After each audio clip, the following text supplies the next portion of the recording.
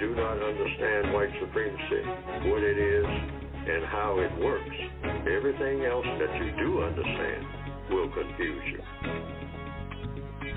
In all of these 9 areas of activity, economics, education, entertainment, labor, law, politics, religion, sex, and war. Anywhere on the planet, minute by minute, day by day, all of the time, all of the time, all of the time. Good morning and welcome to the July the 11th, 2023 edition of the Counter Racist Code Show with Mr. Neely Fuller Jr. I am your co-host, Mr. Bobby. Thank you again for listening. Now, if you'd like to get in contact with today's program, all you have to do is call this number, which is 516-453-9921. Press the number 1 button, and you will get in line. Be sure to give the call screener your name so that I can properly identify you. And if you are a first-time caller, let the call screener know that you are a first-time caller and give them your name. And you will also get in line, and you will be heard. We have something set up especially for you so that you can be heard. The chat room is available for those of you who would like to do that, and several of you have joined the chat room. All you have to do is go to blogtalkradio.com, and when you do that, you want to click on programs, and when you do that one, you want to click on shows, and you will get the Produce Justice show. You click on that, and the chat room is available for you to have conversations in the chat room. There is a word of caution, and that is, in the chat room, please, ma'am, please, sir, do not ask me a question to ask Mr. Fuller, because that's what the phone number is for. And also I will give you the Gmail address that you can ask a question, and when we get to it, then I can ask your question. As a matter of fact, when you do use the Gmail, I would ask, ma'am, sir, do not write me a long letter. Just get to your point so that I can ask Mr. Fuller without confusing him with whatever passion that you have in asking your question. Please, ma'am, please, sir, do that. And speaking of the Gmail, if you choose to do that, all you have to do is go to my Gmail address, which is the numero 7, Mr. Bobby, BOBBY, at gmail.com. And when I get it, usually I will give you a symbol that I have it. And when it is read, I will also inform you of that date and time when it can be read.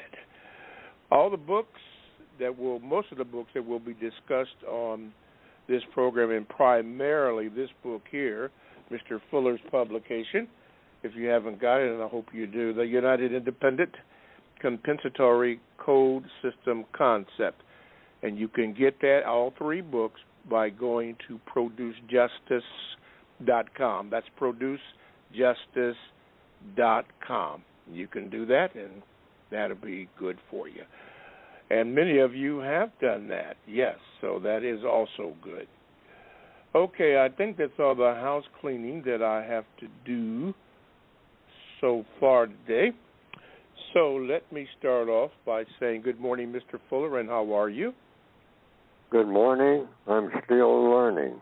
Okay, you are still learning. Okay, 904 in the eastern part of the concept that is commonly referred to as the United States. Mr. Fuller, we have a segment that we set up. It's called The Thoughts and Expressions on the Mind of Mr. Neely Fuller, Jr. Mr. Fuller, what is on your mind for this day, being the 11th of July, 2023? Well, there's more and more talk about ownership. The word ownership and or owning.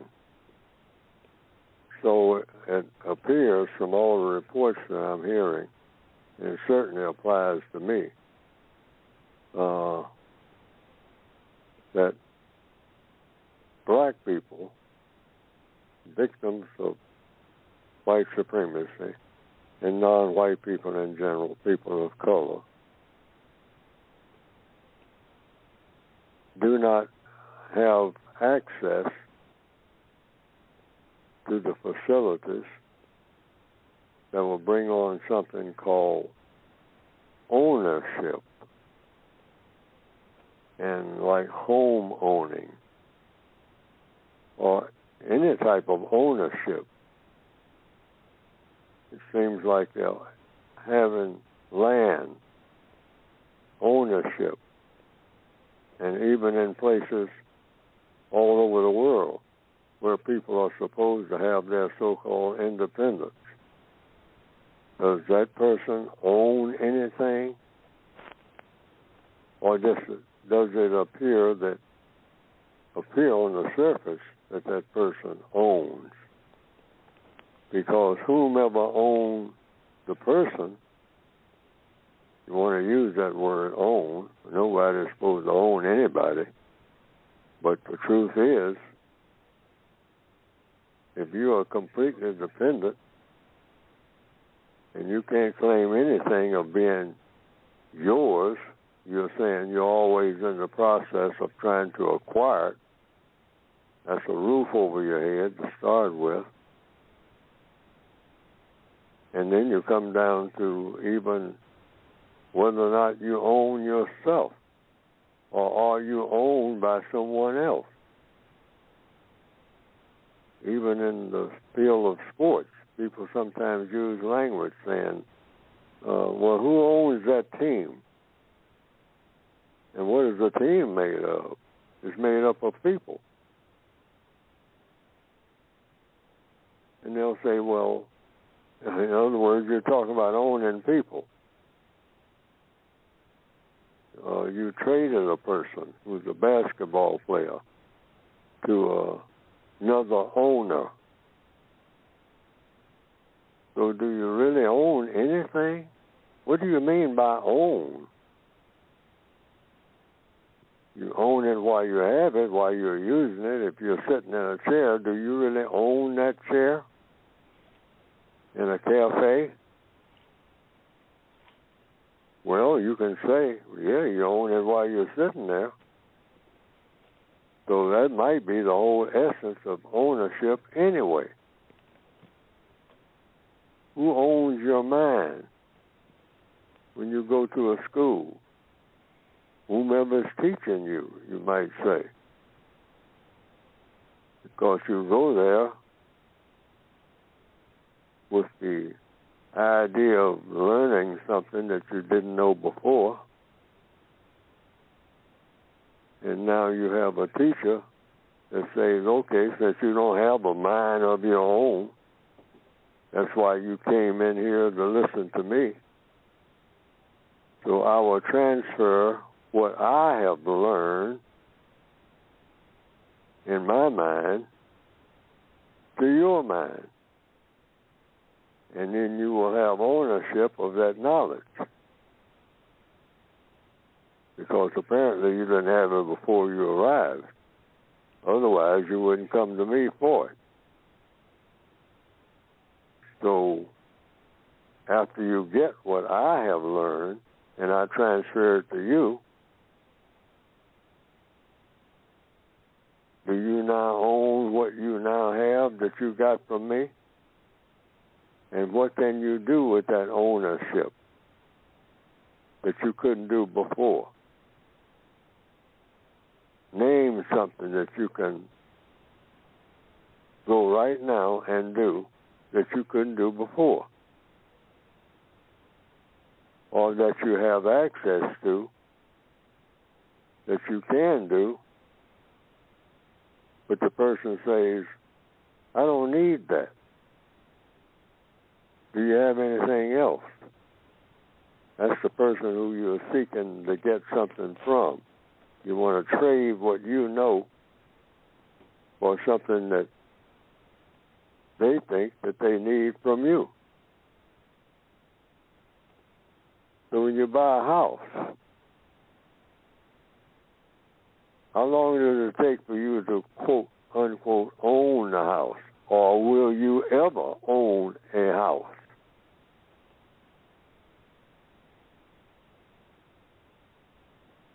Do you have to maintain it? Well, now, that's a form of ownership of some parts of your house by someone else. You have a water system, an electrical system. You have a roof that needs repairing. Does that mean that the roof repairer, the person who comes to repair the roof, you don't know how to repair it,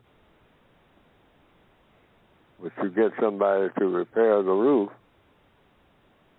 Is that a part owner of your house? Yes or no?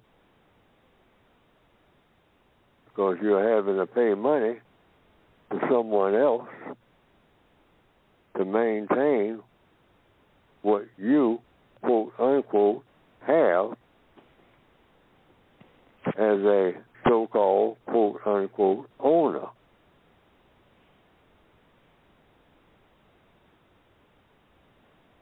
Just a thought. Will you ever really own anything? You own the breath that you just took. But it was given to you. In fact, the only thing that you really own is time and energy. You're given that.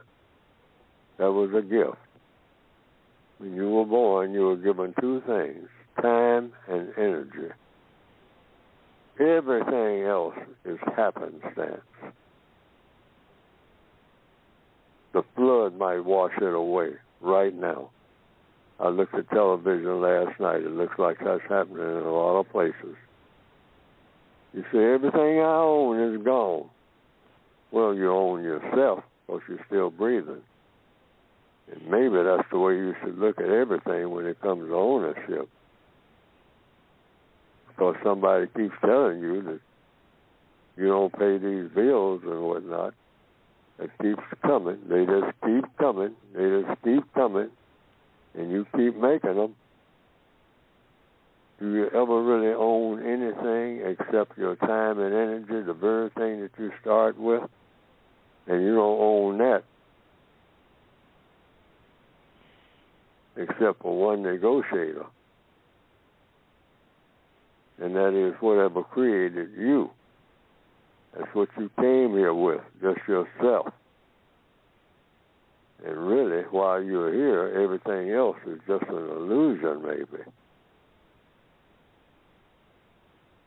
So I'm saying all that to say this. Start downsizing. Starting with what you were given, your body. Downsize that. Because you're trying to take care of stuff without taking care of the original stuff that you were given. And it was first-class stuff. It was your body and your mind. But it's been carjacked, hijacked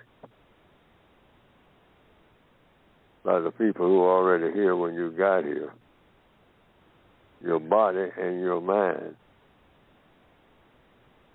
And for a lot of black people, most of us, all of us, in some form or another, we started getting poisoned from the time that we got here by the system of white supremacy. But that'll be a part of the general discussion we'll have today, directly and indirectly. But it's just some ragged thoughts that were coming through my mind. Mm-hmm. Okay. Before I started today. All righty. Thank you very much, Mr. Fuller. 516-453-9228 9921 is the number that you can call to get on the program. And don't forget that when you do dial that number and you do get the call screener, make sure you give them your name. And I'm speaking specifically to the person who is in the prefix that starts with 646. Please make sure you give the call screener your name. In the meantime, and in between time, we're going to go to the Apple. Well, I guess you could call it the Apple, Brooklyn. Yeah, get ready, Toussaint. Flatbush and Atlantic Avenue? I don't know, but you know. Toussaint, you're on with Mr. Fuller. Go ahead, sir. Wow, I'm on early today. Good morning, Mr. Bobby. Good morning, Mr. Fuller. Good morning, sir. All righty. 2 quick questions. I'm going to get straight to them. The first question, Mr. Fuller. Recently there was a march that took place in all 50 states, and apparently it was for relief for Haiti, for the violence going on in Haiti. I didn't participate because I recall you saying that Black people gathering is its own thing. I just wanted to ask, what constructive value do you think marching for the victims of white supremacy is provided? You have to be very focused according to the code. That's the first order of business, being focused on what it is you're trying to do. And then it gets back to page 171 and 172. What is it you're trying to do? You have to have that very focused in mind. Why do you want to do it? How do you plan to do it? And then in answer to your question, what do you expect the constructive result to be? So if you're out there marching, you say, what am I marching for? What is the goal? Am I just marching just to get some exercise? That could be the goal.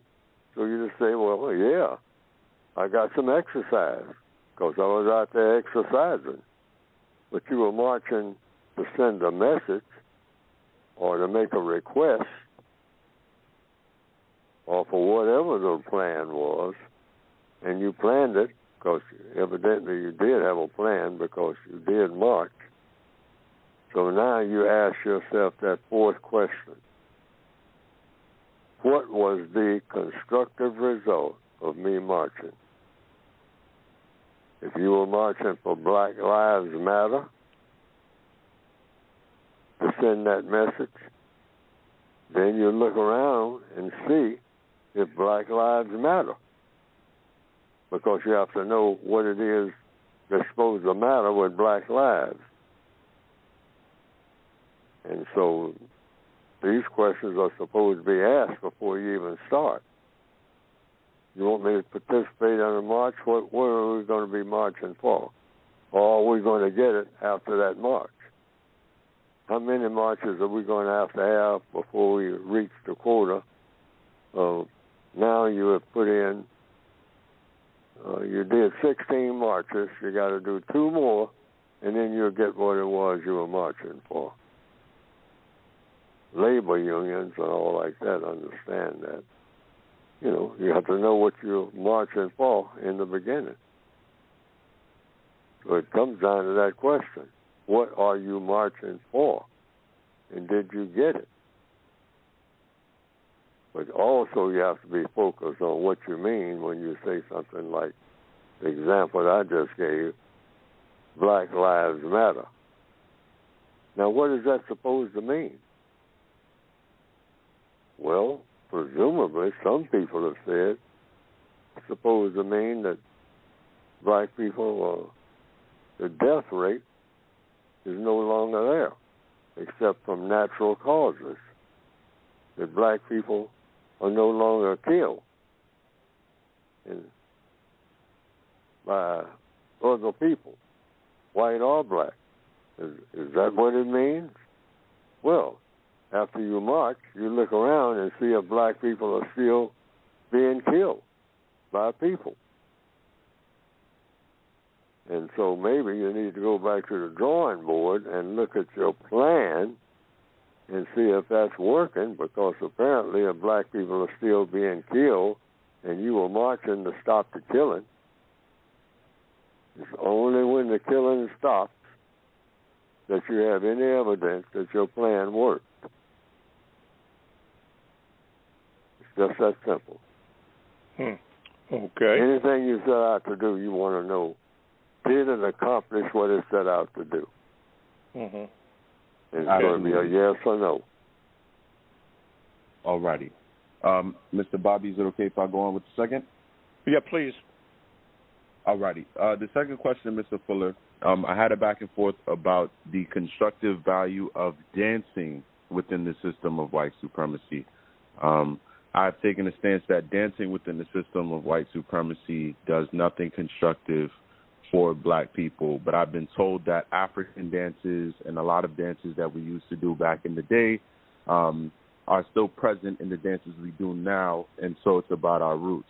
So I wanted to ask you, Mr. Fuller, do you see any constructive value in dancing within the system of white supremacy? Well, dancing is just a body movement. So are you trying to send a message? And if you're sending a message, like some people have said that some dancers are sending a message.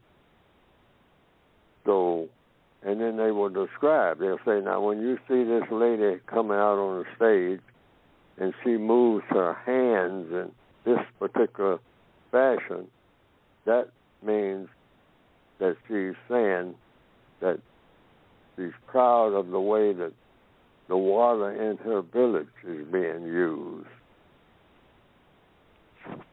And so, but somebody has to tell you that. Otherwise, it's just a whole lot of people coming out on a stage and just going through some motion.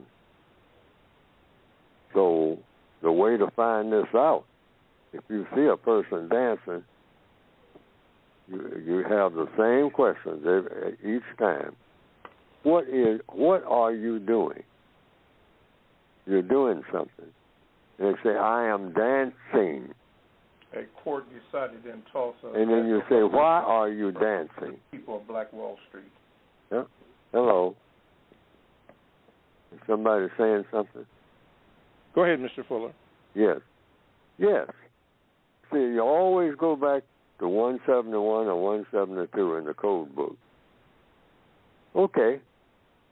What is it you want to do? I want to dance. Why do you want to dance? That's the second question. And let them tell you. Don't break into their answer. Don't start making suggestions about what you think their answer might be. Wait on the person to tell you. You want their answer, not yours. You already got yours, or if you got one. But that's what you're doing. You're trying to find out what the other person's doing. You say, what do you want to do? And the person says, I want to dance. Why do you want to dance? Question number 2. And wait for them to tell you. Number 3, how do you plan to dance? And just listen to them, regardless of what they say, listen to them. They're going to tell you what it is they plan to do and why they want to do it. And then you ask the 4th question. What do you expect the constructive result to be? And that's anybody anywhere on the planet who is talking about dancing. What do you want to do? I want to dance. Why do you want to dance? You might even interject another question in there. What is a dance? How do you plan? Question number 3. How do you plan to dance? And then the dynamite question. Now, after you do all this dancing, what do you expect the constructive result to be? That's that blow out in the water question. Okay. and just sit back and listen. It might be uno, and then you might say, like I say on many occasions when I ask people those 4 questions, that's exactly what I thought. You don't know why you're doing what you're doing. Mm-hmm. So all this stuff about traditional dances and all like that, if a person can't answer those 4 questions, then you make your own assessment of how that person is using their time and energy on this planet. Yeah. Now, I don't care what their traditions are. It's going to come. The truth is going to come out in the answers that they give. Okay. All right, Brother Toussaint, thank you for your call, and we appreciate that. Mr. Fuller, this week,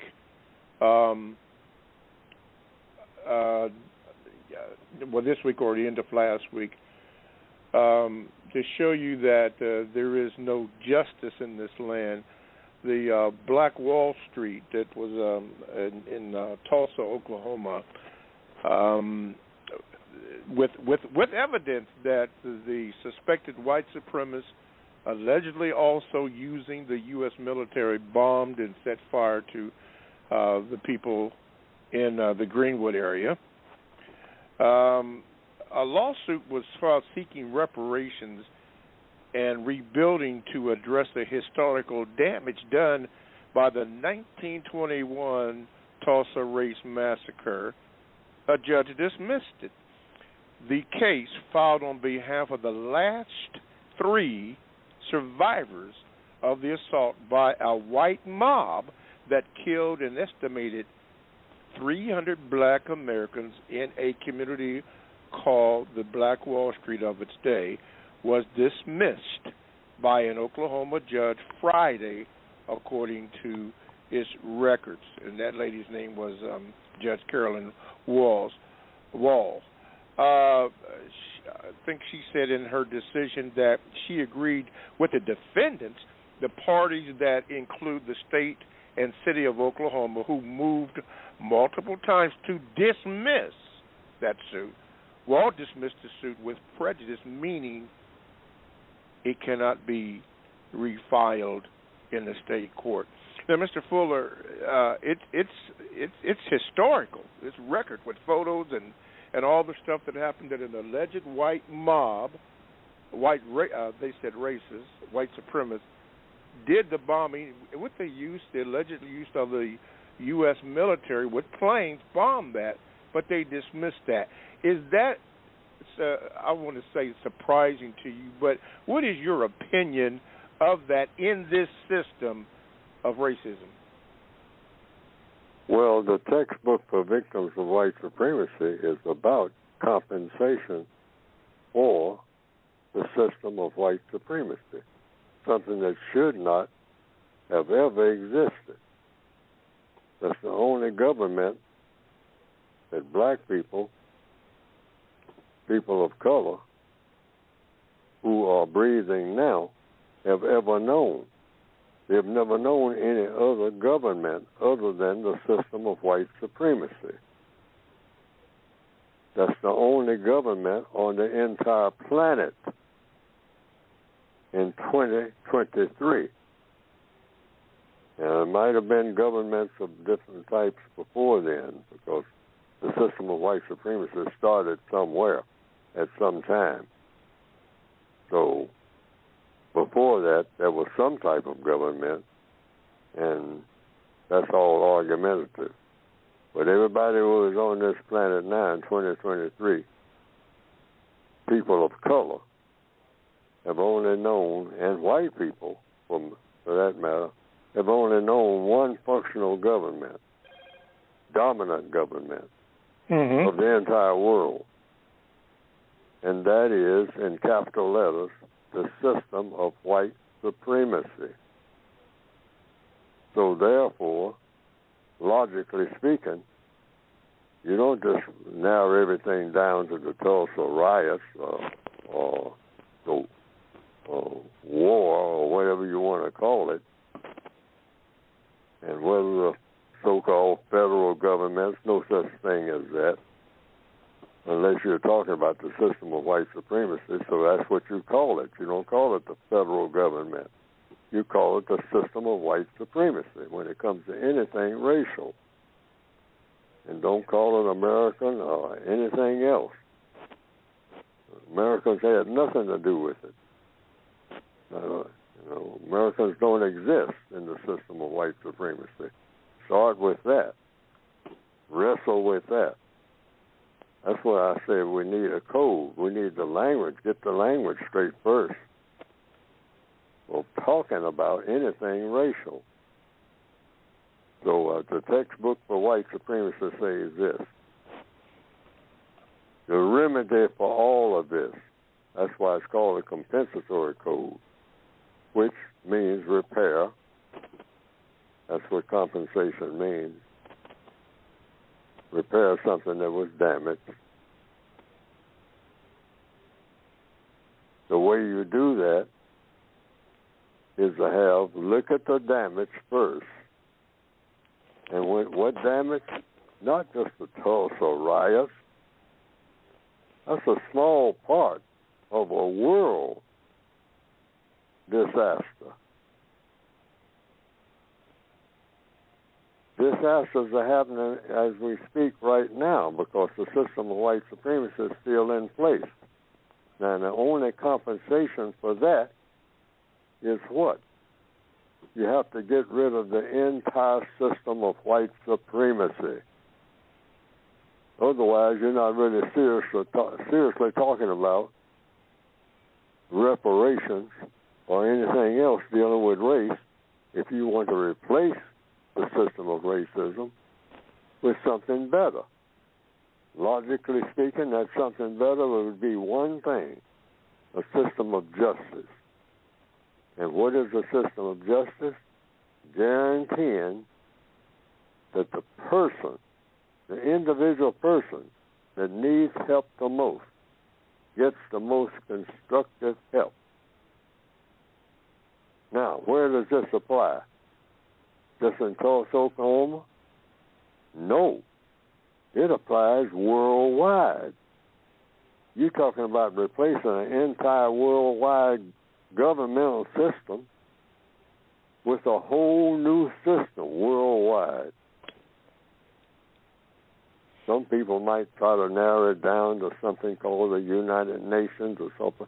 Yeah, that's all bogus. There's no such thing as that. Because you don't have any nations. You might have tribes or families, and when it comes to non-white people, you don't have that. Because that's dominated by the system of white supremacy. Every so-called tribe, all the so-called indigenous tribes, people talking about my tribe, Iroquois, Mohawk, Zulu, the white supremacists dominate all of that. You have to get rid of the entire system, or you're not talking about repairing anything. Correct. Okay. Just thought I would throw that out there. Let's break it. You're listening to the Counter-Racist Code Show with Mr. Neely Fuller Jr., and we would love for you to join the conversation as this appears to be New York Day with all these calls coming in from New York. To get in contact with the show, all you have to do is call 516-453-9921. Give the call screener your name, and you'll get in line. And if you are a new caller, first-time caller, I should say, make sure you tell the call screener that, and they will bump you up to that position, and then you will be next in line after Mr. Fuller is finished answering another question. You can also Gmail the show, or Gmail me by this Gmail address. It is the numeral 7, Mr. Bobby, at gmail.com. I'll get it, and I will give you a symbol that I do have it. And then when it's read, I'll let you know about that. It won't be read today, though. I can tell you that for sure. Also, the chat room is available to you. All you have to do is go to blogtalkradio.com, click on programs, and the program you want is, you want to get shows. The show you want is the compensatory concept. I am messing this up big time. Produce Justice Show. That's where you want to get. Then you can get in. You can get in there, and you'll be happy you did.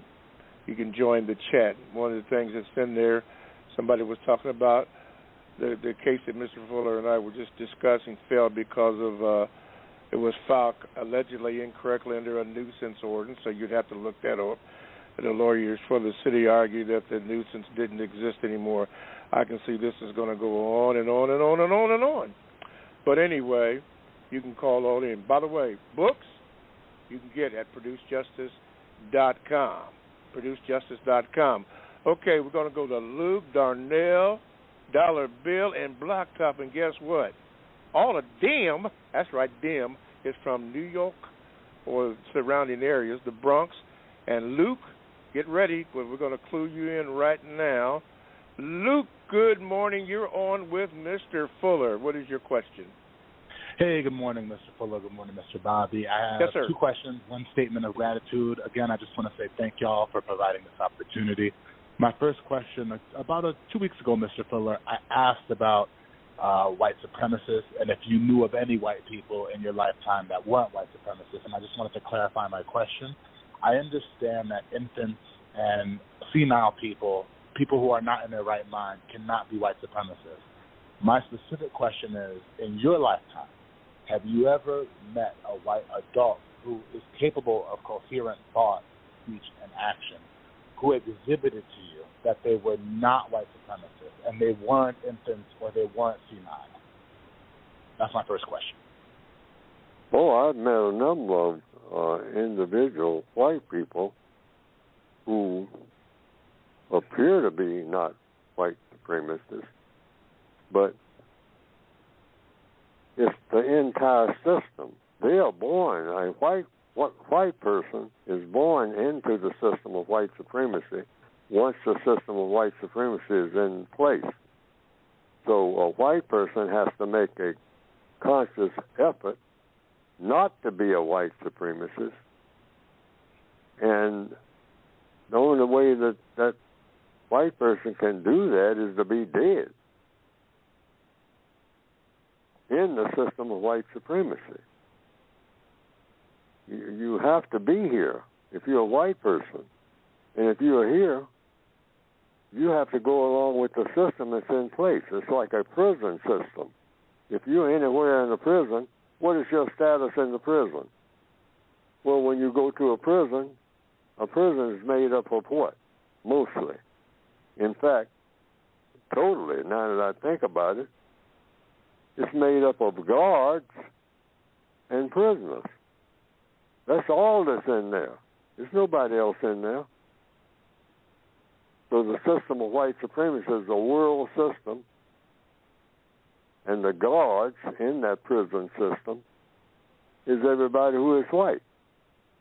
If you're born in the prison and you're a white person in that prison, you are part of the prison guard system. Automatically. You're born into it. That's not your fault, but you're born into it because that's how the system is set up.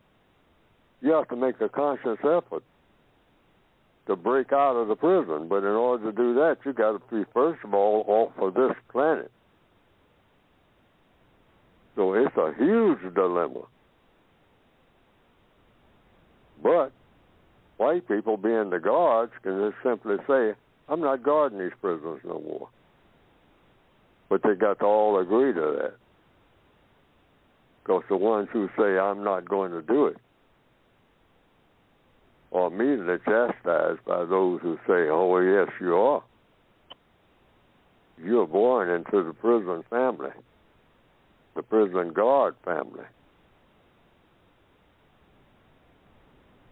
We are the masters of this prison. Now, you can't take any other position other than being a master. This family was set up to guard these prisoners, and these prisoners are all non-white. That's the system of white supremacy. The global system. There's no place in this prison you can go that people are not divided into two categories. One, guards of the prison guards, the fascists, the SS, whatever you want to call it. You were born into the SS family, so therefore you are automatically an SS member. And if you reject that, you don't have any place to go, because the prison is worldwide if you're white. So in answer to the question, I've met a lot of white people who say that they're doing their best and all like that, but you're doing your best not to be a guard in the prison, and the prison system is just made up of victims of this prisoner, master, slave and master. That's the prison system, slave and master. And there's not but two people here, slaves and masters. It's not anybody else. This is a setup that's complete. It's not any loose edges or anything like that. You can't have a prison, where there's some loose people walking around here that don't have no identity. Anybody who's ever been in a prison, you can identify everybody in there. And if you've got some visitors, they are just that, visitors. And if you talk about planet Earth, if there's anybody else that shows up here, they are a visitor from some other planet. Because right now, if you're a white person, even if you're a baby, you are part of the master family.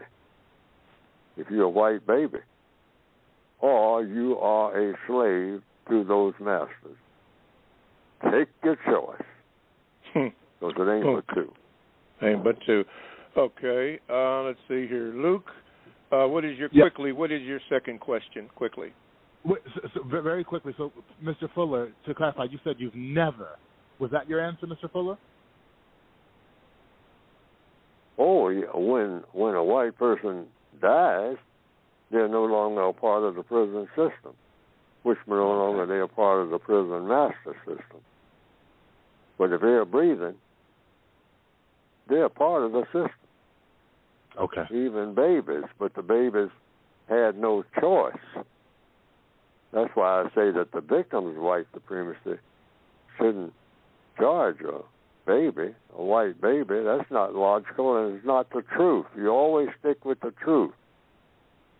Is that baby a white supremacist? Not logically speaking, no. Okay. But he's in the supremacist family, the white baby. Yeah. The baby doesn't know one color from another.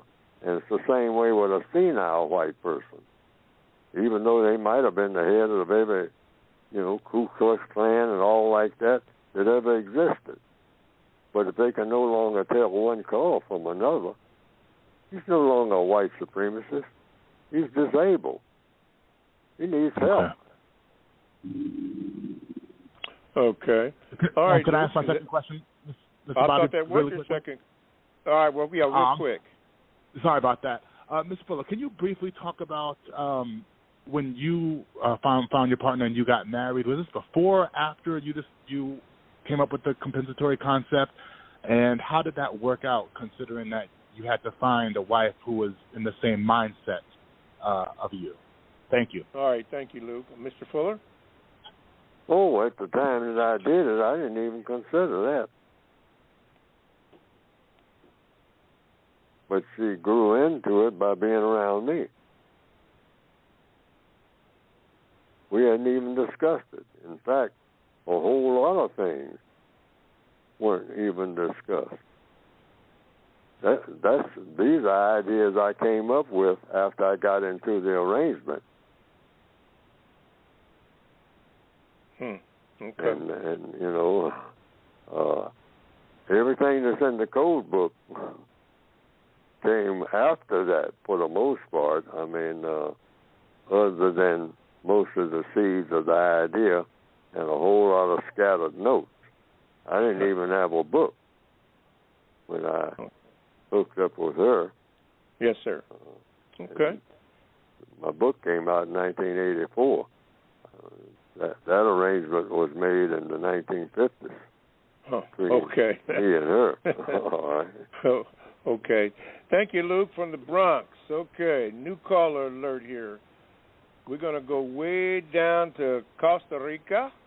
Makai, get ready. I'm getting ready to tune you in here. New caller from Costa Rica. Here we go. Makai, you are on with Mr. Fuller. Go ahead with your question.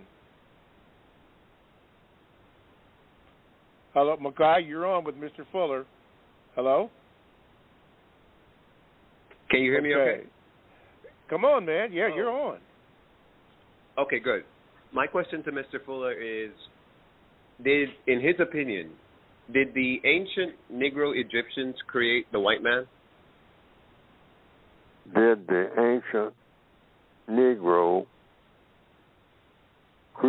Egyptians create the white man? Oh, I don't know. There are people who say they know, but I'm not one of them.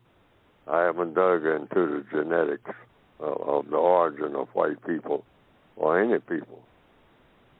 But there are people who say that they have checked all of that out thoroughly and that they can answer all the questions that deal with how people came to be. There are a whole lot of people, armies of experts. So the people who say that they're experts are supposed to answer the question. Just like the white supremacists are experts on white supremacy. So, you know, I try to get answers out of them, but I'm not satisfied with the answers I get. But there are a lot of people, black and white and non-white, who say that they know. Okay. They know everything that there is about people. They're called anthropologists and all like that. I say I listen to them, but I don't know what to believe. Okay. That's my response. Okay. And since he's a new caller, I just know what people are doing now because I'm looking at them. And that's most of the thing that I sent on. Okay. Not where people came from, because if people ask me, I just want to interject this. If people ask me where am I from, I'm from everywhere I have ever been and everywhere I've never been. And that takes in every molecule that I was in the known universe, maybe, if that's where I came from, that ever existed. I might be a speck of dust over on the other side of wherever out there in outer space. I don't know my origin. And I say that I'm here, and I got problems, and the biggest problem is the race problem. So that's what I focus on. Now, how it all came to be, that's somebody else's department. I try to work with what to do about now. Okay. Makai, don't be a stranger. That's what I tell all new callers. And one more thing. Mr. Fuller, you once said, more than one time, that it's okay to say you don't know. Could you explain why you say that you don't know? It's okay to say you don't know? Yes. Oh, yeah. If a person doesn't know, I don't know my origin. I don't know what the inside of my mother's womb looked like. There's a lot of things I don't know. But I'm from there. People tell me, but I didn't know I was from my mother's womb until I was told. I just became aware that there was something called here, and I was here. That's all I remember. But if you ask me how many millions of years was in my origin, I cannot tell you. I have to tell the truth about that. People say, well, do you know your background? How far is my background? How far you want to go? 50 trillion years? And how do you know it's 50 trillion years? How do you know it? And I don't know it. And say, well, now people who might be, discussing it with me might say, well, I know where you were exactly 50 trillion years ago and what you were doing. And I say, well, you know more than I know. That's the only response I can give. Okay. Okay. There you are. I don't know. But this is what I do know. We're going to New York again. Man, Darnell, get ready, Darnell. New York, New York. There you go. You're in, Darnell. Good morning, Mr. Bobby. Good morning, Mr. Fuller. Yes, sir. Mr. Fuller, according to the code, I wanted to know, can a problem exist at the same time a solution exists? Can a problem? No. The problem is no longer there when you have the solution to the problem. That's what solutions mean. It's been solved. That's what the word solution means, that the problem has been solved. You're not still working on it. It's solved. You had a problem with the plumbing? You say, well, what's wrong with the plumbing? Say, I got a leak in the pipe. So somebody stops the leak, if that was the goal in the first place. Stop the leak in the pipe. So the plumber comes and says, what's the problem? And you should say, I got a leak in this pipe. I'm not supposed to have a leak in this pipe because water's all over the floor, and it keeps coming, and I can't stop it. And the plumber says, I have skills and equipment to stop it. You say, well, that's what I want. I want it stopped. So you come back, and he says, the plumber, he or she, says, the leak has stopped. Water is no longer on your floor. And I stopped it in time to catch it before it started causing mold. Because that's what water will do to a lot of materials. And that makes another problem. Mm-hmm. That first problem makes another problem, and then another problem, then another problem. So you get the problem at its source. And that's what the plumber does, and that's the way you solve any problem, really. Go to the source. That's the race problem, anything else. You got to get to the source. Find out. Take some study first. You make an assessment. And then you say, now, what's the best way to handle this? Yes, sir. Okay. Thank you, Darnell. We got about a little over 3 or 4 minutes left in this first hour. So, Mr. Fuller, I am going to give you that portion. Hang on, Dollar Bill and Blacktop and Deontay. Hang on, because we got to give Mr. Fuller a chance to push the book. Mr. Fuller, talk about the book for a few moments, please. Yes. Well, the book is about the individual person. The individual person, basically the book is saying that what are we here for? We whom? All of us people. What people? Well, the book is addressed to victims of white supremacy. And so why is the book addressed to victims of white supremacy? Because white supremacy is the greatest political problem on the planet, also the greatest problem in every area of activity. Economics, the use of time and energy, that's what economics is basically. Education, entertainment,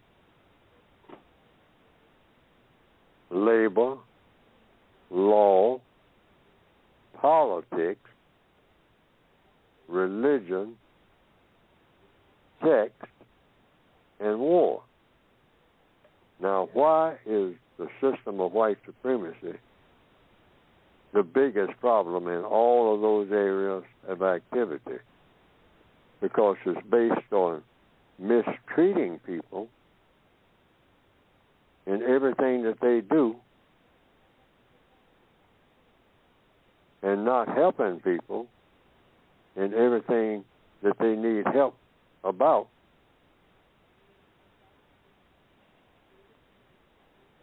In the entire planet. Some government called the system of white supremacy. So the textbook, workbook for victims of white supremacy, the victims of that government, is addressed to the individual victim. What the individual victim can do each and every day in all of those areas of activity. Suggestion. And it hasn't been proven because the problem is still here. But in my mind, as the author of the textbook for doing this, I think it will work if enough people adopt it. The things that are in the book. Adopt what? Suggestions about what to do about it as an individual on a daily basis. What to do and say. Individuals are able to do two things. They're able to say something even in sign language. Or they're able to do something. Well, there are things that you do and things that you don't do. Lots of don't do's. And things that you do. And then there are things that you say and things that you don't say. Doing and saying. Each and every day that you're here on what they call the planet Earth in 2023. Now, that's what the book is for. If you are a person who is a victim of the system of white supremacy.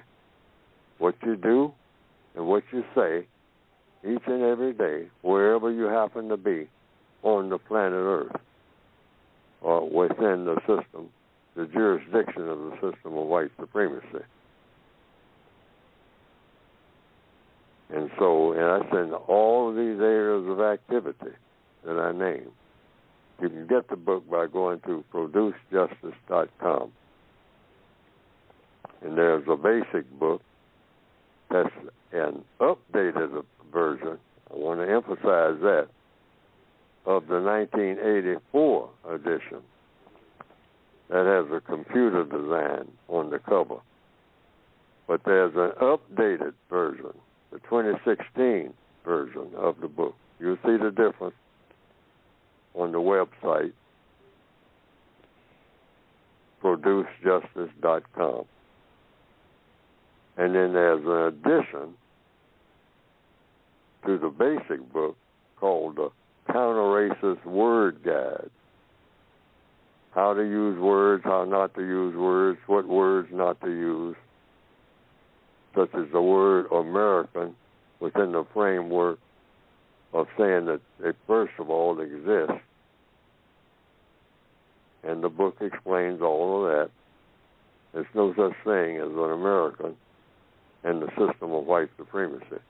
That's impossible for an American to exist in the system of white supremacy. They have nothing to do with each other. There's no connection at all. Americans don't exist, neither do Africans or Asians. But that's explained in the book, in the Word Guide. You can get all of this by going to producejustice.com.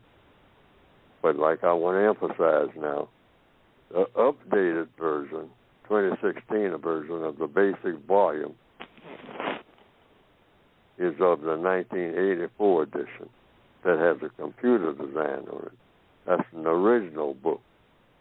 But it's duplicated, basically, in the 2016 edition. And there's some more material in the 2016 edition. You get all the two basic volumes, the Word Guide and the 2016 edition, by going to producejustice.com. That usually comes in a set. And Okay. in a special set, it includes the original, too. Yes, sir. Okay. Well, thank you, Mr. Fuller. And with that, that concludes the first hour of the Counter-Racist Code Show with Mr. Neely Fuller, Jr. So we thank you for those of you who have to go. But we have a full hour left of the show, so stay tuned for that. Listen, we've made some mistakes today, as we usually do, but we'll try to do better the next time. You have a good week, but for those who are going to stick and stay, don't go away, we'll be back in 5 seconds.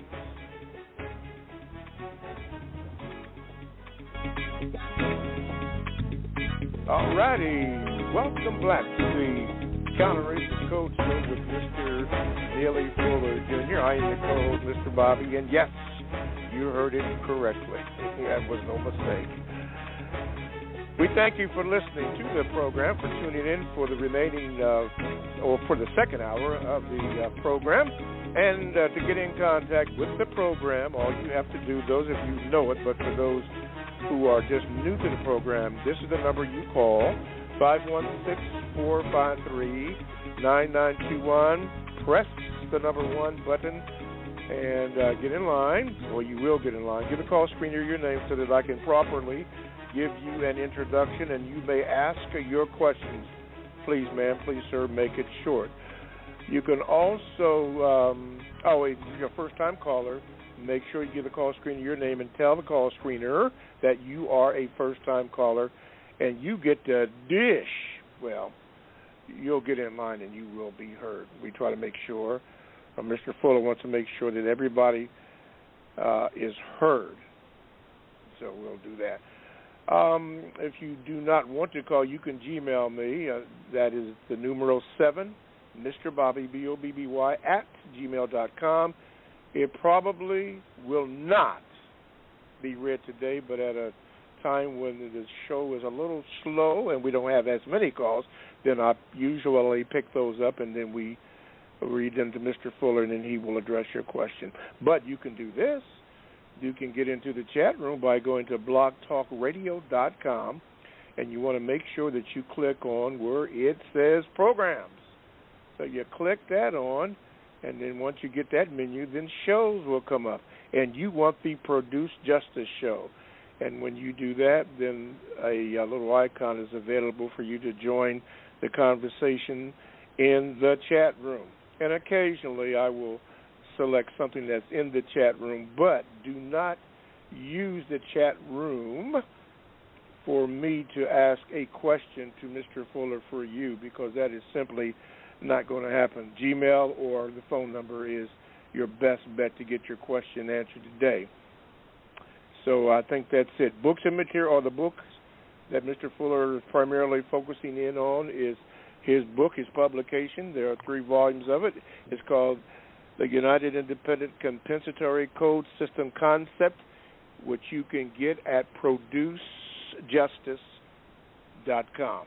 That's producejustice.com. Okay.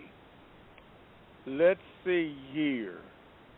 Let's go to the phone lines, and I believe,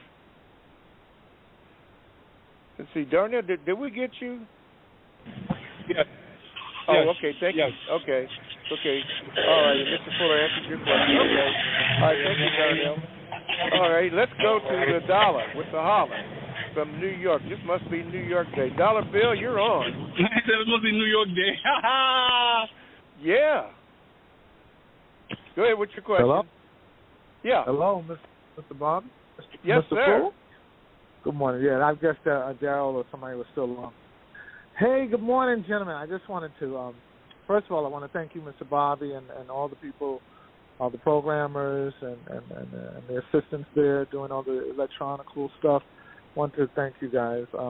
I just wanted to also thank Mr. Fuller about a couple of things that he told me about the war, what type of war we're in. And as you know, I do teach in public schools, so I was able to very well translate what that war meant to children. And because I was like, we're at war, and my kids were like, well, what do you mean we're at war? I was saying, if you can't read and you can't write, you're losing the war. If you don't take time to want to learn how to read and write, you're losing the war. And I use that as to really help them, engage them in trying to be able to learn, to just take more ownership in reading and writing. The next thing I wanted to say is thank Mr. Fuller also for the definition of patriotism, which I asked about on the 4th of July. And that was a wonderful way you explained it, and I was able to transfer that over to people as well and let them know, hey, patriotism is like that movie, The Patriot, where he went against the system to create a better system. And I think that's what Mr. Fuller's whole premise is about, creating a better system for all of us in this world. I also wanted to, you came on this morning and make a connection between what he said as far as having ownership and owning things. And you brought up, Mr. Bobby, about the Oklahoma judge who just really went with the system of white supremacy with what they did. And they took away that money. And what I'm going to say is maybe we should start taking away our money and not spending so much. And that's the connection between Mr. Fuller said, stop spending too much. So maybe we need to say, you know what, we don't need to go out and buy these things if these people aren't going to treat us the correct way. The last thing I want to say is I wanted to go to the book, back to the book. And on page 24 and 25 of the United Independent Compensatory Code System concept book, what Mr. Fuller talks about there, and maybe what my question would be, Mr. Fuller, is what were your reasons for adding this? And what you said was you gave 5 major political isms in the thought, speech, and or action of all people. You talked about what one of the isms was racism, and you explained that. And you talked about number 2 was me-ism, and you explained that. And you talked about two-ism, and you explained how that, though the definition of that. Then tribalism was number 4, and 5, universalism. And I wanted to know what made you think that was really significant to put those 5 isms in your book. And Mr. Bobby, I'd like to stay on. Okay. Let's stay. Have a great day, gentlemen. On page 24 and 25, you say? Yes, sir. Of the basic That's the original book? version. The original version. Yes, sir. Well, like everything else in the textbook, I'm not looking at it right now. It just came from me observing what's going on around me and paying attention to detail and listening to what everybody was saying. And people sometimes just use words just any kind of old way. Yes. And that's one of the first things I noticed. Like the word American. America mistreats people. America did this. America did... Well, what is an American? What are you talking about? And they say, well, these people that do this stuff, what people? Put your hands on them. Who are you talking about? People just have a tendency to just throw any kind of words out there. Well, I mean, this and that, and everything is all messed up. Well, why? What do you mean by everything? Everything like what? Well, I mean, what people do? Well, people do what? And so, in answer to the question, paying attention to detail, that's what I started doing. I started asking questions about it. I started asking questions about every move, like someone asked me this morning about dancing, whether people should dance, and what does dancing, they ask the people who are doing it. That's the logical procedure. In other words, just start thinking about everything logically. Get out of the personality thing. See, now wait a minute. Something is either going to be constructive or non-constructive. There ain't no wiggle room. So that's what I'm going to concentrate on. And how do you know? By questions and answers. You find out. That's how all inventions are made. That's how all problems are solved. Once, in answer to the question that I've been asked right now, once you lock on to what the problem is, you just have some questions about what is being done and what the effect of it is. Like dancing. You see a person dancing, you say, now, why are you dancing? What is that you are doing? Say, well, I'm doing something called dancing. Well, why are you doing something called dancing? I'm sending a message. See, now you're getting answers.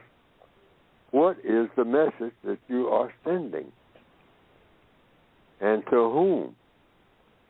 And in order to accomplish what? It always comes back to the fundamentals. Once you latch on and answer to the question that I'm being asked right now, first of all, center on what it is that people are trying to do when they say they're doing something and why they're trying to do it. And what is the ultimate goal? What's going to be that constructive result? If you're dancing, what's going to be the constructive result of your dancing? If you're shooting a gun, what's going to be the constructive result of you having just shot that gun? What is the constructive result? That's all you want to know. That's the objective for everything, because every move that every creature makes is supposed to have a constructive result. Every speck of dust in the universe floating around out there is supposed to produce a constructive result. So, Mr. Fuller, how are you using the word universalism? You said anyone or more persons thinking, speaking, or acting to promote the revelation of truth and using the truth revealed in such manner as to promote justice and correctness at all times, in all places, in all areas of activity. Yes, that's supposed to produce a constructive result. You start with truth. You always start out with it focused in mind. What is it you're trying to do? Now, black people are taught by the white supremacists, presumably, just do stuff. You say, well, why are you trying to do it? I don't know. It's something to do. In fact, there was a period in the 1970s where that was one of the black slang. Oh, man, it's just something to do. Now, that's the type of thing that the white supremacists want. A whole bunch of slaves just walking around. Well, just do something. Don't make no difference what it is. Don't nothing mean nothing no way. You know, there's something to do. The white supremacists are very focused. What I do is dominate all you black people, and that's what I want to do. That is the thing that brings me everything that I need and want. And what I need and want is what every creature wants. That's the white supremacists talking. And what is that? Fun, glory meaning being well thought of, looked up to, catered to. I get that. And material comfort. I get that by mistreating people of color. Now, I don't want to turn loose of that. Now, if you ask black people the same thing, black people with that same question, black people will directly or indirectly say the same thing. But how we go about doing it is dictated by the white supremacists, and it's all non-constructive. And it doesn't work for us. as victims of white supremacy. Okay. All righty. Thank you, Dollar Bill, and I will keep you on the line. Continuing on in New York, this is New York Day. We're going to the top. That's Blacktop, so we won't stop. Blacktop, you're on with Mr. Fuller. What is your question? How are you doing today? Good, sir. So listen, I really like Mr. Fuller to listen closely. I'm asking a question about the 7th area, the 6th or 7th area of activity, religion. Okay? So yeah, go ahead. My question. Mm-hmm. Yeah, go ahead. Here's my question. I touched on this before here, so I'll maybe trying to hit it at a different angle. Everything that I've understood, everything that I was raised with, coming to understand religion, up until this point, is that you live in a world, you live in a system, and it's controlled by an entity. Many people in the Christian religion believe it's the devil or Satan. He controls everything. So I want to ask Mr. Fuller, does he think this is true? And if it is true, could it be that this racist situation that we're dealing with, we've been dealing with a long time, could it be just out of our hands as far as human beings are controlled, and something that God himself has to deal with? The question is, could it be that people have no control and that God has control? Is that the question? No. The question is, could it be that the system of racism, white supremacy, is something that is controlled by an entity not of this world, be it the devil? Wait a minute. Is the system of racism not controlled by what? By an entity that is not of this planet, not of this world. The system of racism is not controlled by anything on this planet.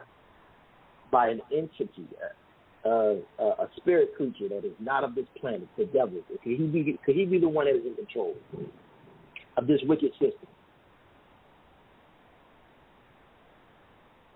The system of white supremacy is controlled by the white supremacists. Let me stop you for a second. What I'm asking is, could it be that it is controlled by somebody more powerful than the white supremacists? That's why it's been in function for so long. Wait a minute, slow down. We don't move to the second question, or part of the second question, until we take care of the first. Could it be that the system of white supremacy is being controlled by somebody who is not a white supremacist, or something? Who's more powerful than they are. Who is more powerful than they are. It could be, but the system of white supremacy is an evil. It's a contamination of what people are supposed to be doing. So therefore, it's the duty of the victims of it, regardless of who's controlling it, to get rid of it. And the only reason for getting rid of anything is that you got something better in mind that can be done. Justice is better. It says on the back of the textbook, justice is better than racism. That's the way. Hello, go ahead. Yes. Can it be that it's in God's hands? Because obviously we are not successful, and it does not look like we are going to be successful. Can it be that it's in God's hands, that he's going to have to handle this? Yes, if you come to that conclusion, and some black people have said, some victims of white supremacy say, well, black people ain't going to do no better, so you might as well keep what you got. I mean, let the white folks be masters. Maybe we was made to be slaves. But see, the compensatory code says, yeah, that seems to be logical, except would justice be better? A system of justice where you guarantee, what is justice? guaranteeing that no person is mistreated, and guaranteeing that the person that needs help the most gets the most constructive help. Now that combination. I think you're missing. Yes, go ahead. I think you're missing my point. Okay, that's why we need to get. That's why we need to get the question clear, and I have difficulty sometimes in getting the question clear. Here's the question.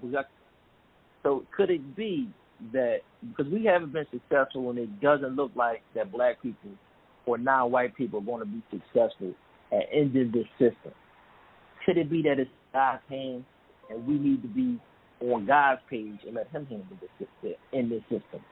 Could that be? Could it be that we need to do what?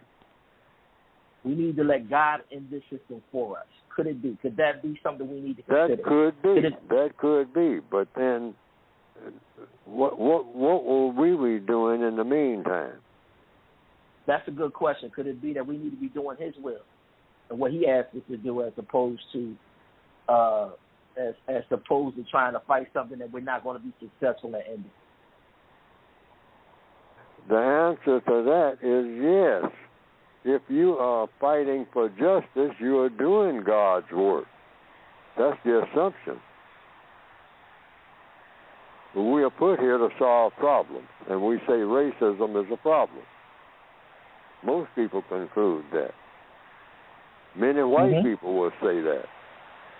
Is racism a problem? Now, if it's not a problem, why try to solve a problem that's not a problem? But they say it's a problem. Mistreating people on the basis of color is a problem. Most people agree on that. But then when you get into details, it becomes, all over the place. But I have focused on it, as far as my part, that the system of white supremacy is the dominant force among people of planet Earth in 2023. And it's got to be replaced with something else. Otherwise, nothing is ever going to make sense. And what is that something else? A system of justice. Well, is a system of justice better than the system of racism? We've never tried it, seriously. But why not try it? Guaranteeing that no person is mistreated and guaranteeing that the person that needs help the most always gets the most constructive help without fail. A simple formula that would be better than the system of racism as a world government. And the answer for me is yes, logically speaking. Just backing off and looking at the big picture and saying, yeah, that would be a better system. Guaranteeing that nobody's mistreated? Say, well, that's going to be hard to pull off. Well, lots of things are hard when they first start, but people have found ways of solving hard problems by the acts of doing what? Questions and answers. People have always found ways. People are not born with wings, but somebody kept raising questions and getting answers about what will work, where a person can fly over mountains like a bird or similar to a bird and get to a destination faster than by horseback or walking. Questions and answers. That's the process. Questions and answers. All right, Dante, Blacktop, thank you so much. And we'll go to Deontay in Detroit. Grand River Boulevard man. Go ahead, Deontay. Hey, good morning.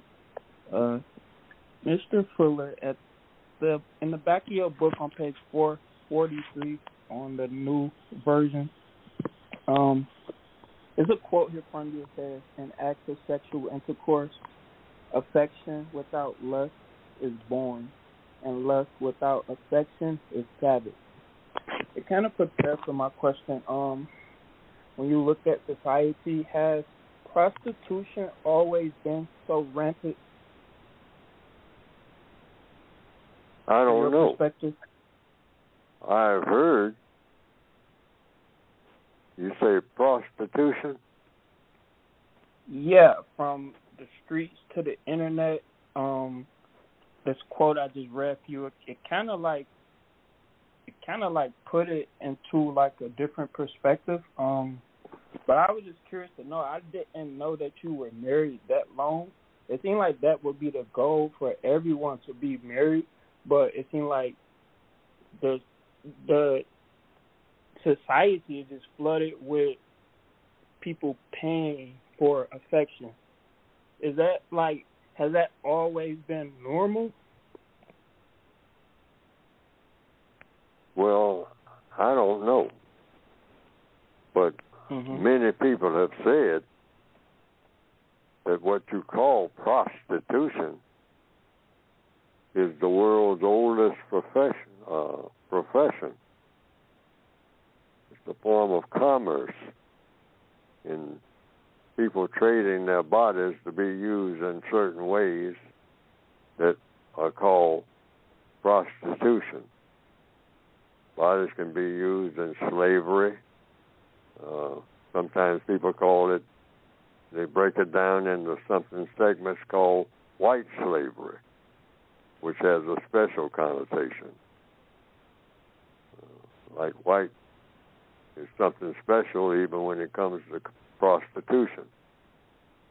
That's something that's different from ordinary prostitution, which means whatever it means, whatever the person says that it means, I guess. So in answer to the question, how long it's been around, I say I don't know.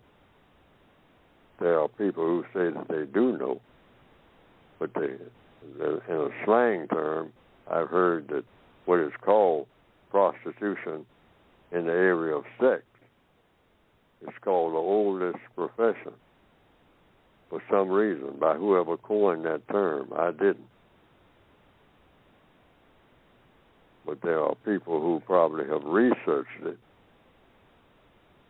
The first person that traded their bodies sexually for some commodity, money or whatever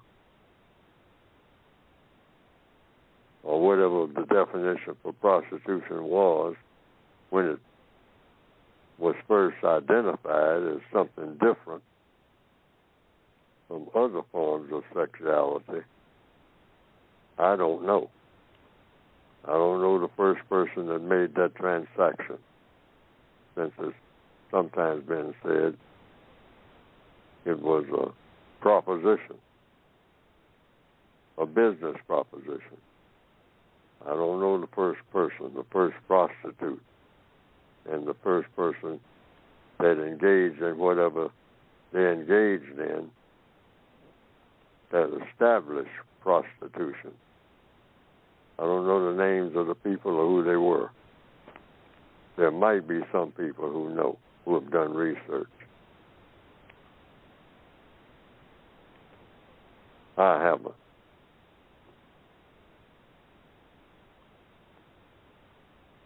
Hello. Yeah, you're good. All right, Dante, I'll tell you what we're going to do. All right, thank you, Dante. Let's do this. Let's take a break here. You're listening to the Counter Racist Code Show with Mr. Neely Fuller Jr., and we thank you for listening. We have about a half hour to go, a few more calls, and maybe I'll get to some Gmails. But if you are on the line, or if you are going to call and you have one person on the line, please, if you're on the line, thank you, Corey, give the call screener your name so that I could properly give you an introduction. That number you call is 516-453-9921. Press the number 1 button and then get a call screener your name and all that good stuff, and I can get to it, and then you'll just wait in line for your question to be answered by Mr. Fuller. You can also Gmail me. It's not going to be read today, but Gmail me at the numeral 7, Mr. Bobby, BOBBY, at gmail.com. And I'll let you know all the particulars about that when your time comes up and your Gmail is read. You will be notified. And you can also join the chat room. A lot of good stuff going on in there. Just go to blogtalkradio.com to make sure you click on programs. All right, then once you do that, then you want the show. Then you will come up, shows, click on the Produce Justice show, and then the chat room is available for you to be and make comments or just look, or I was getting ready to say listen, but you can read them and see what they have to say. Even make comment if you want to. You can do all of that. Okay, the book that Mr. Fuller's been discussing and all this information, and some of the callers have even discussed it, comes from the United Independent Compensatory Code System concept, which you can get by going to producejustice.com, and all the books are in, so there should be no delays in getting that book. No delays whatsoever. Okay, I think that is it. Okay. All righty. Thank you. Let's go to Victor. Get ready, Victor, up in Canada. Okay, Victor, you're on with Mr. Fuller. What is your question? Hi. The two questions. Mr. Fuller, you've said that the white supremacist wickedness makes them weak. How do they continue to keep doing the same thing over and over if their wickedness is their weakness? Oh, did I say that? Well, no, I don't remember saying that. If I said that definitely shouldn't have been said. They're not weak. They're the strongest people on the planet. No, but I mean their wickedness. When they're wicked and they teach people how to be wicked, they make themselves weak. I don't know if I misunderstood what you said. That their wickedness is their weakness. I can't even see myself saying that. When I'm saying my whole proposition is they are supreme. When you're supreme, you're not weak. You can be wicked or evil, but that's a contradiction. I wouldn't. They are the most the strongest in mind of all the people on the planet, apparently, combined. Because they tell all the people of color what to do and what not to do and what they'd better do. And it always works. So there's nothing weak about people like that. That's not weakness. That's as strong as you can get. You tell everybody else what to do and they got to get hopping. Say, I'm white, you are not. So now you will always do what I say do, or you will feel pain from me. And they make that stick. They're the only people who make that stick. Other people talk about what might have happened 50 million years ago or whatever and all like that. But when you're talking about 2023, when the white supremacists speak to people of color, everybody hops if they got color in their skin, if they have been labeled as a person of color, black, brown, red, yellow, start hopping. And the white supremacists have always proven that they back up what they say. Other people talk about what they could do or what their grandfathers did and all like that. That doesn't count in 2023. What's happening now is the system of white supremacy. Or Neely Fuller is making a huge mistake. Because this whole program is about something called racism. And racism is about strength. It's the strongest government in recorded history. The system of white supremacy. Nothing compares with it. It's the greatest thing that ever was among people. So what's your second question, Victor? Quickly. Okay, so my second question is, when you're speaking to white people and you're telling them how their system does harm, and then they say that they pretend that they don't know what you're talking about, what do you say to them? You say, you take them at their word. You say, do you want me, you ask a question, do you want me to explain it? And so you explain it to them, just like I'm doing now. You know, what government is bigger? Are they aware of it? Now, they either want to lie or tell the truth. Now, they decide to lie and say, I don't know what you're talking about. And they do know what you're talking about. Well, then you learn that. And then you use that as evidence, depending on what you believe. Are you telling the truth as a white man and you say you don't know that you're white? And that makes a difference? Do you know that I'm black? See, it calls for questions and answers. And you keep asking questions. And you'll keep getting answers. And you'll get the correct answer if they keep answering until they finally give you an answer, probably saying, I'm not going to talk about it no more. All right. That was the final answer. All right. Okay. But you work through the questions and answers. So always be ready with the next question. I don't know what you're talking about. That was an answer. So you say, well, why is it you don't know what I'm talking about? And then you you might have to ask 1,000 questions until what? Until you finally get to the final answer. That person's final answer. That person is going to have a final answer. I've asked white people different things, and on several occasions, they basically said in different ways they didn't know what I was talking about. And so sometimes I just ask, I said, is that your final answer? And, directly or indirectly, most of the time, they say yes.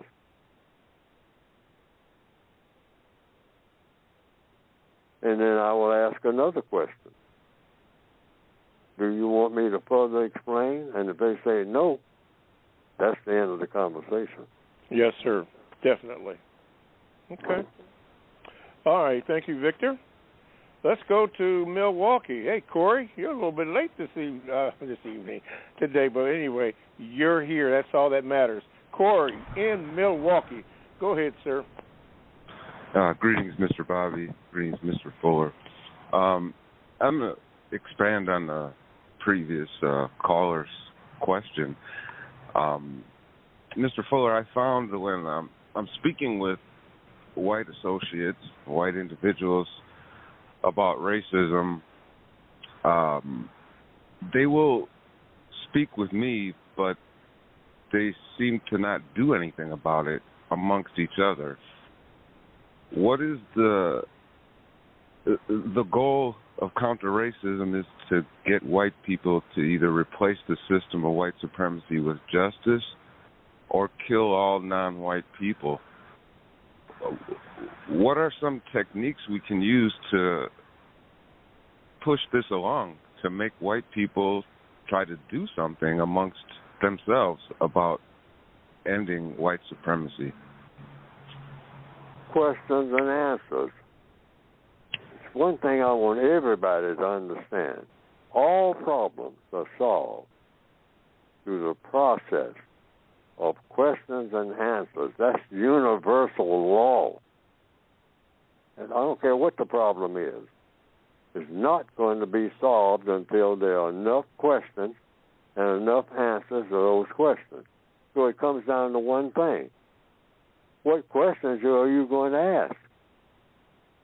And so the code says, and I said it on this program, one, starting right off to the top, is racism a problem? What is racism? And it just starts from there. When you're talking to a white person, you'll say, do you believe that racism exists? And wait on the answer. Don't help them with the answer. You already know what you think the answer is, so you don't have to discuss that. You want their answer. If you're talking to a white person, is racism a problem?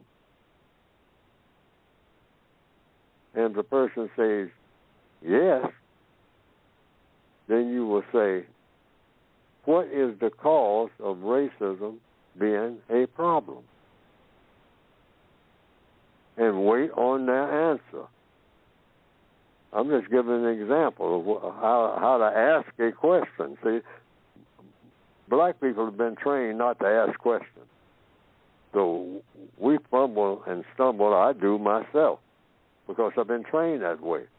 First of all, not to ask no questions, unless I'm told to ask questions. But asking questions on my own, I mean, that's something almost new to us. Because it calls for some thinking about what the question is going to be. And we are not taught to do that at all. We're just taught to answer, fumble for answers, but not to come up with an original question, questions that we have thought about. So that's the question. Is there such a thing as racism, sir or ma'am, when you talk to a white person? And if they say yes, you say, well, should there be such a thing as racism? And wait for the answer. Don't move to the second question until the first question is asked. Why? Because if you do, you're going to have the one thing that the racists always want: confusion in the minds of their victims. So that's make that your part of the universal law, because that's a part of the law of the universe. You don't move to the second question until the first question is asked and answered. And so you just keep doing that. Follow that procedure. And it'll always take everybody right where they should be. It won't take everybody where they want to go. But that process, questions and answers, and have the next question ready. And you can base the second question and the third question on what the previous answer was. What causes the problem? Is racism a problem? What is racism? And the white person can answer that. What is racism? Is there any such thing as a racist? If so, whom are the racists? And what do they do? Because a racist must do something. Practices racism. Does a racist practice racism? Well, yes or no? Those are questions. All you have to do is just keep asking questions. Now, usually, when I do it the codified way, and you learn by trial and error, and that's what I do, I usually get the answer. Finally, I don't want to talk about it no more. In one way or another. And so that's the answer. They've given you their answer to your question. And the answer is, I'm not going to talk about it. I'm not going to talk about you. Answer your question. See, the white supremacists are taught, you don't answer questions to no black person unless you want to. But you see to it that they always answer your question. But when they start asking questions, you suddenly get dumb. You don't know nothing about nothing if you're white. That's a part of the white code, all right, that we don't understand. Because we're not even aware of it. That's what I mean by understanding white supremacy. How do you get there? How do you get to be a white supremacist? That's part of it.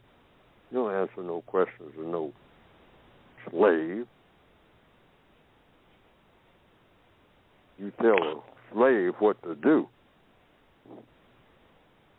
You don't answer no questions to no slave, except questions you want that'll serve you. Yes, sir. Okay. All right, Corey. Thank you for calling in. All right, back for a second slice of the action, going back to the NYC is Blacktop. Get ready, Blacktop. Here we go. You are in. Go ahead. You on Blacktop? I want to apologize. Yes, I want to apologize. I did not mean to get back into the queue.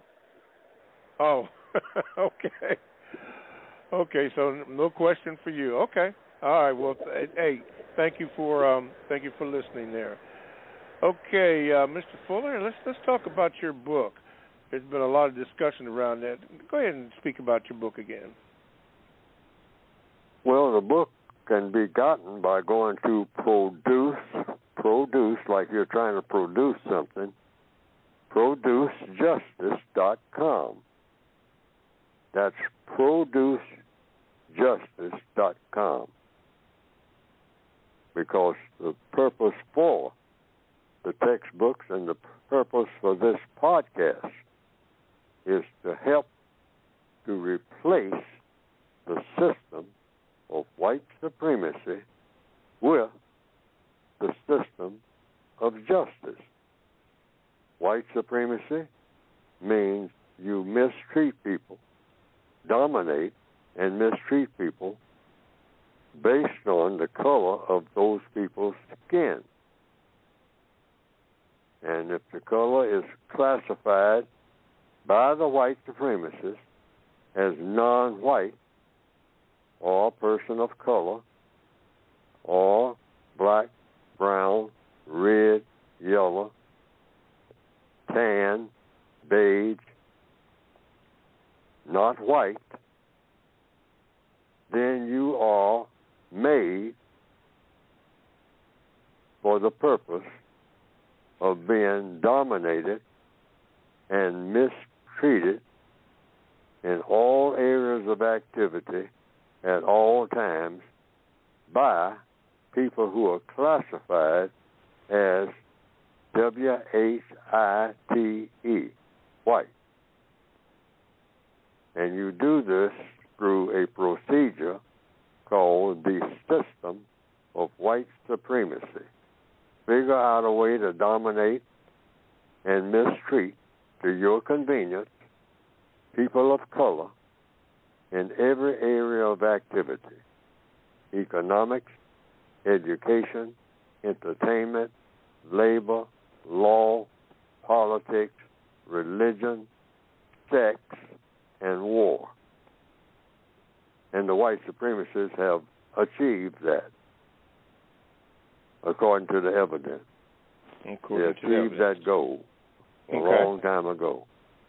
And the textbook, workbook for victims of white supremacy, is designed to help the individual person in all of those areas of activity on a daily basis function in such a way that you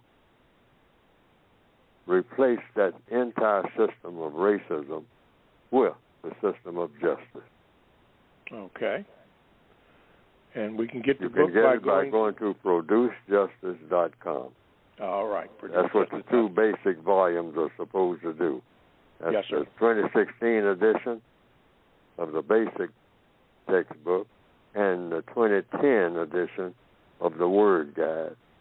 That's 2 volumes, should be same book, but I just couldn't get it all in the same book. Okay. All right, producejustice.com. Gmail here. This is from June the 28th. Got one here. This is from CJ. He asks, Mr. Fuller, how should a codified victim respond to a suspected white supremacist that does not allow enough time to ask questions in a situation requiring clarity? You ask for enough time. That's what the code book says. Ask for what should be given. That's a part of the code. And you should be given enough time. And if you're not given enough time, you just state, well, I don't have enough time. Can I get enough time? That's what you ask a white person. Is there a time when I can have enough time to do the job that needs doing, sir or ma'am? And always be polite.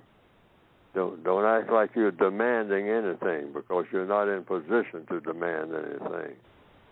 If you're a person of color, if you don't know that already, you'll find that out by trying. If you go in any kind of way saying I'm demanding means you're like the Corleone and the Godfather. We will request the first time, and we don't demand nothing.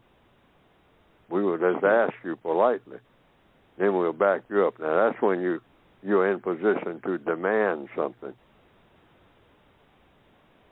See, so the Corleones were in position to demand something because they could take a $500,000 horse and have its head put into somebody who was the owner of the horse in their bed.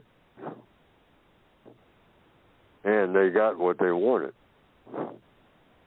Now, a black person cannot get what you want by demanding anything from white people, because you are not in position. You don't have the muscle.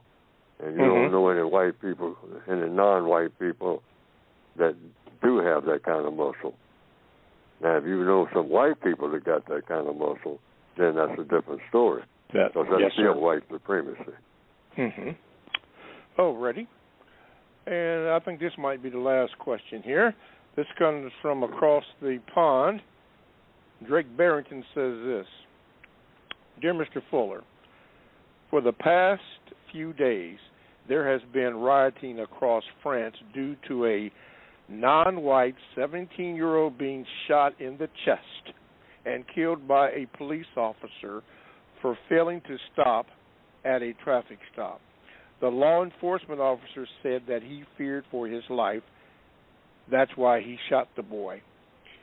It is being said on social media that the teenager was driving around Paris without a driver's license for some time. Mr. Fuller, now that we are in summer, I'm fully aware that non-white people can get caught up with the festivity and the excitement that comes with the sunny weather.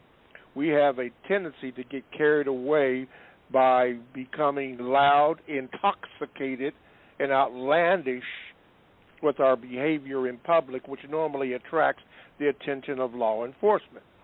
Now, Mr. Fuller, I know your broadcasts are listened to all over the world by many non-white people of different languages. If you could be so kind to remind us of the 3 F's that non-white people must not do whenever we encounter law enforcement, especially during this season. Kind regards from England. Yes. When you are encountered by anybody in a law enforcement capacity, I call it the 3 F's in English language that you don't do. 3 things you definitely don't do.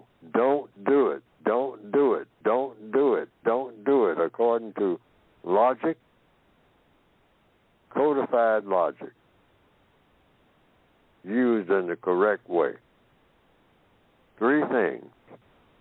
that you don't do. You don't fuss. That's start arguing. That's what fussing means. Start talking about what your rights are or anything like that. That's fussing. You be absolutely polite. Don't fuss. Don't fuss. That's number one. Don't fight. That's number two. If they grab you by the collar and whatnot, just let them grab. You might ask for mercy or something, but don't fuss when you do that. No cursing, none of that. And don't fight. Don't start pulling back and trying to get out of the handcuffs and all that if they put handcuffs on you. And definitely, the last one, number 3, don't flee. Don't try to get away. Where are you going? To the moon? You didn't create this situation. So the situation is out of your hands. And if you're a person of color, don't fuss, don't fight, don't flee. Some white person might be able to get away with it, but you are not going to. That's a losing proposition. Most of the time, if not every time. And you treat it like it's going to be every time.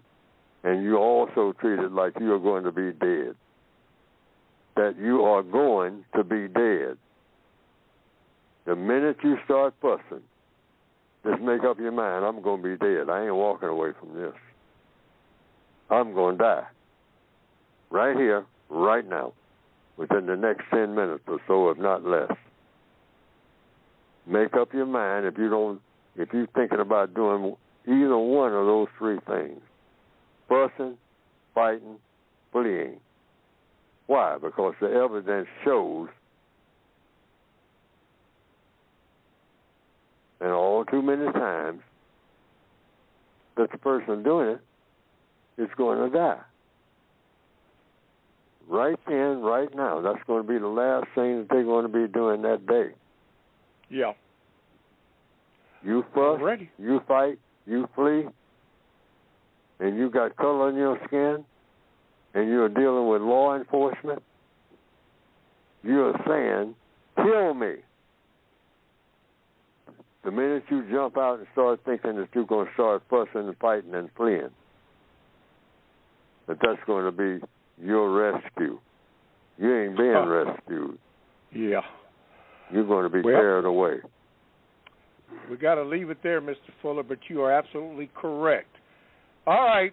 Thank you for everybody for listening. We made a lot of mistakes. We are trying to get better, so we thank you for being patient with us. We will definitely try to do better, but thank you for calls. Thank you for the few Gmails that I read. And Mr. Fuller, the final word will go to you. Yes. When you're talking to someone about race, racism, or counter-racism, particularly if that someone is a white person, ask them, sir or ma'am, very politely, why haven't you solved the race problem? That is one of the most important questions that you can ask. Okay. Why haven't you solved the race problem? And wait for the answer. Okay. Thank you, Mr. Fuller. Thank you, everybody. Thank you, Barbie Boo. All righty, and everybody else, thank you and have a good week. ProduceJustice.com.